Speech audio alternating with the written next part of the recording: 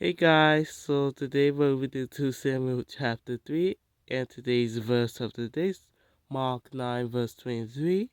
If you can, if you can, said Jesus, everything is possible for the one who believes. Amen. So today we're reading 2 Samuel chapter 3. 2 Samuel chapter 3.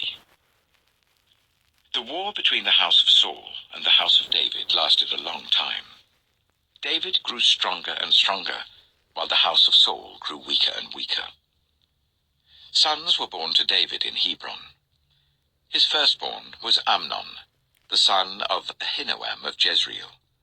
His second, Chileab, the son of Abigail, the widow of Nabal of Carmel. The third, Absalom, the son of Maacah, daughter of Talmai, king of Geshur.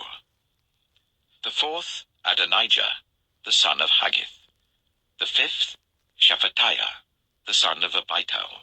And the sixth, Ithream, the son of David's wife Eglah. These were born to David in Hebron. During the war between the house of Saul and the house of David, Abner had been strengthening his own position in the house of Saul.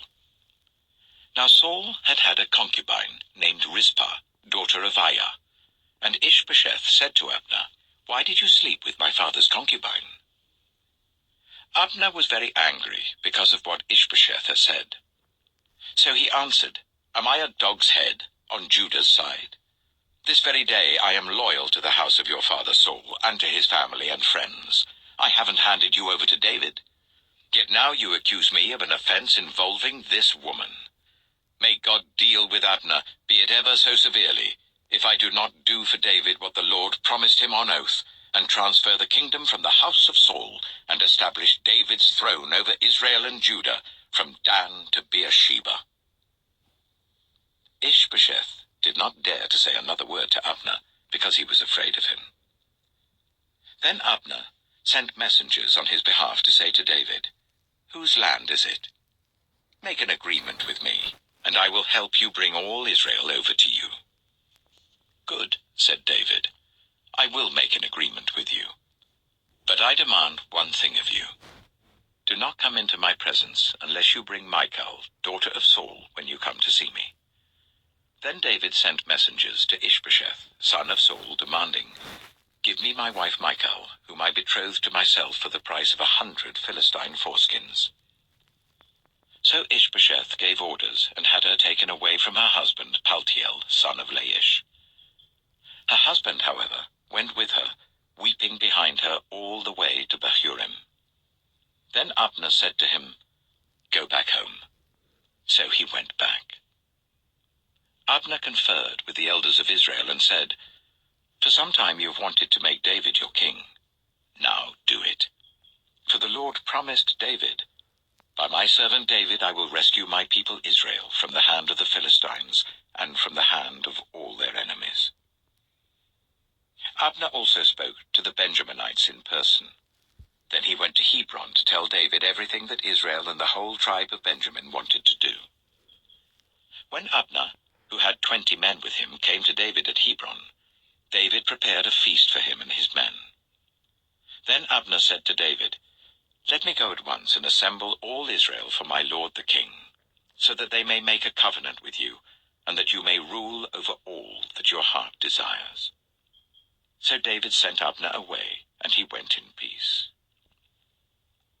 Just then, David's men and Joab returned from a raid, and brought with them a great deal of plunder. But Abner was no longer with David in Hebron, because David had sent him away, and he had gone in peace. When Joab and all the soldiers with him arrived, he was told that Abner, son of Ner, had come to the king, and that the king had sent him away, and that he had gone in peace. So Joab went to the king and said, "What have you done?